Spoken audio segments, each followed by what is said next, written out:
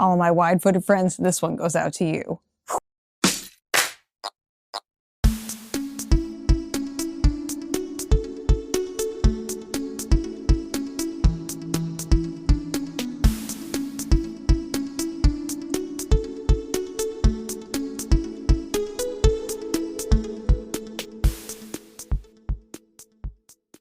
Hello, my friends, and welcome back to Runnah, your favorite local running community.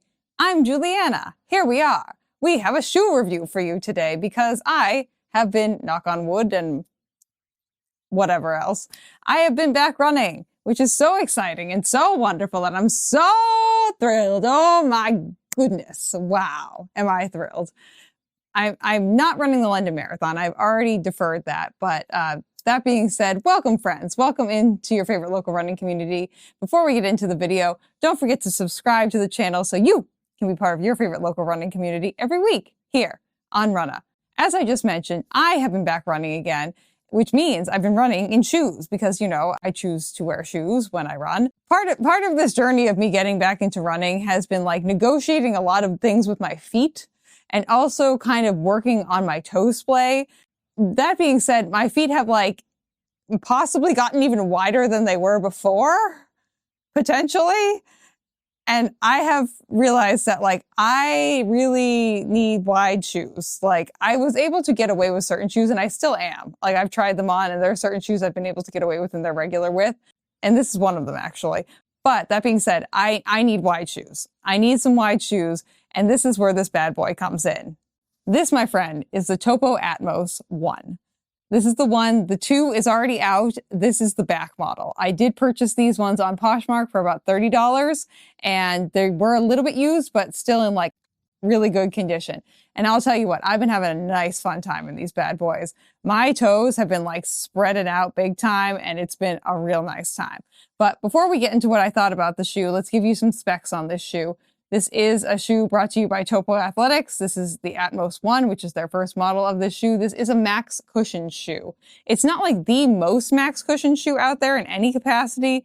It definitely doesn't put you in that zone like when we talked about the HOKA Skyward X, where there's zero ground feel. There still is like ground feel here, but it is like a higher cushion shoe. It is about 33 millimeters in the heel and then 33 in the forefoot. It is a 5 millimeter drop. It does tell you that here on the side. Topo either has a 5 millimeter drop or it has a 0 millimeter drop. I really prefer to kind of keep my zone in like the 5 to 6 to 7 range, but I do run in some 0 drop shoes periodically. And as we already know, Juliana loves the Ultra Lone Peak. Like me and the Ultra Lone Peak are like BFFs. And I've been wearing my old pair of ones that I call the Mood Ring that turn purple, that turn from blue to purple when I sweat in them. And Ben has witnessed this too. It's not just me going crazy, okay? Those I've been wearing around as like my walking shoe, which has been a nice time just to increase my foot strength while I'm healing. And I love the Ultra Lone Peak, okay? Ultra sponsor me. This is a 5 millimeter drop shoe. It is technically a max cushion shoe. This shoe uses Topo's proprietary ZipFoam, as they're calling it, which I believe is like an EVA foam. So it's not like the most advanced foam out there in any capacity, but it is like a squishy-er foam, and we'll get more into that in a second. And it also currently is retailing for about $100 if you buy a brand new pair of these. There are a ton of used pairs over on like Poshmark, Mercari, and eBay. I haven't checked like Depop and Vinted. If you are looking to get a pair of these, you can get a fresh, brand new, like straight out of the box pair for like $100.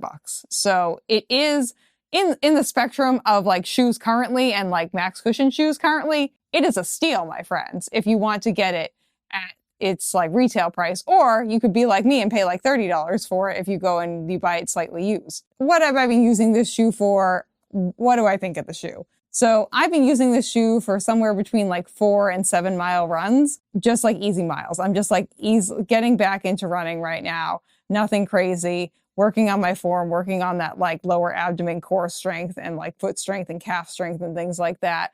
And this has been so nice because one of the problems I've had with coming back to running is my peroneal tendon, which is the tendon on the side of your foot going up your calf muscle, has been like putting up a fit and a fight. And like, I get it. I totally get it. But that just means that I need extra space here in the shoe for my foot to kind of just like swell and not slam up against anything. And these have been perfect for this. As you can tell, this shoe has like an offensively wide toe box. Like this thing looks like a clown shoe when I put it on, but let me tell you, it feels so nice to have my toes have that extra space, and I don't regret it in any capacity. Plus, another bonus with this shoe, it's not in the derpy Topo gray, which is great. You know, it's in this like nice, fun, like ocean lake blue color. I don't know what the actual color scheme is, but that's what I'm going to call it. That works for me. I have really, really, really been loving this like super wide toe box. You do have to work on your lockdown in the arch of the foot. And it does have that like nice hugging arch right here. Like, as you can tell, we do actually have a fair amount of sexy curve going on here. And honestly, this is my preferred shape for a shoe. Much more narrow heel, huge toe box. Like this is like Juliana's favorite like shape of a shoe in the entire world. Topo, sponsor me. Okay, great. We've established that. I love having a wide toe box and a narrow heel. This is how my foot is shaped. This is so nice. They do market it as like a natural toe box, and I will say it definitely is. There's plenty of room for your feet to spay out and to have space to spread. And it is like a slightly deeper toe box as well too, because it does go like into where this is a little bit. I haven't had any problems with the fit of the shoe, to be honest. I think it's really great. The foam in the shoe is technically like a max cushion foam. It's not like super squishy. It's not super responsive. It's like, to me, this feels like a basic everyday trainer. It doesn't feel like a max cushion shoe, to be honest. Like you are kind of off the ground, and like based on today's standards where like max cushion shoes are probably putting you closer to like 40, 45 millimeters off the ground, it's really not that max cushion. And it doesn't really feel that way either. So if you are looking for like a really squishy experience, or you're looking for like a really responsive experience, this is not the shoe for you. But if you're looking for just like a pretty basic, but like slightly squishy foam that is just going to get you through miles, and you're going to be able to have your toes out. You're going to be able to have like, it has like a nice like rocker geometry through here, like nothing crazy, but just enough where you get like a good toe off and you can get like enough energy return from the shoe and enough protection from the shoe. It's like, to me, this isn't a max cushion shoe. This is like an everyday trainer. It's just like checking off all the basic boxes and giving me that extra space for my toes to spread out. And so for me, I really enjoyed this shoe. I think for me, where I'm at right now, this is like the perfect shoe for me. And I'm so thrilled with it. And I'm also so thrilled that I purchased it for like $30. I will also give a shout out to the rubber on the bottom of the shoe. I didn't know how this was going to perform in wet surfaces, and it's great. It did an awesome job. Like, it's not Continental rubber or Puma grip by any capacity, but this thing did great when it was wet outside and I was running it. The grip was awesome. I was like, hell yeah, dude. Give me a shoe with some good grip on the bottom, you know? It's a nice time. Overall, I am a huge fan of this Topo shoe.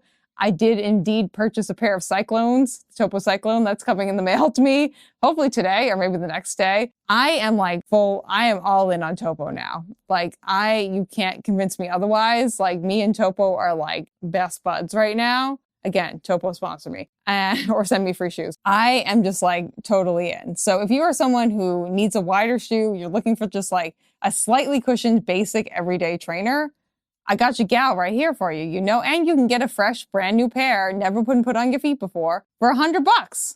Why not? Do it. I think it's a great deal, you know? Fantastic. So that brings us to the end of our video, friends. That was my thoughts on the Topo Atmos 1. Don't forget, subscribe to the channel, please and thank you, so that way you can become part of your favorite local running community every week here on Runnah, and your favorite wide-footed running community, apparently now, here on Runnah. And I will see you all very soon. I'm very proud of you. I love you all so much, and I will see you very soon. Bye! Thank you for listening to this episode of Runnah. This podcast is edited, hosted, and produced by me, Juliana Coughlin. Brought to you in part by the Falmouth Running Club and the Falmouth Community TV station. If you'd like to connect with us, you can find us on Instagram and on TikTok at RunnahPod, and you can send us an email at runnahpod@gmail.com. And our original theme music was brought to you by the one and the only wonderful Jeffrey Hutton. And keep up the great work. I'm proud of you.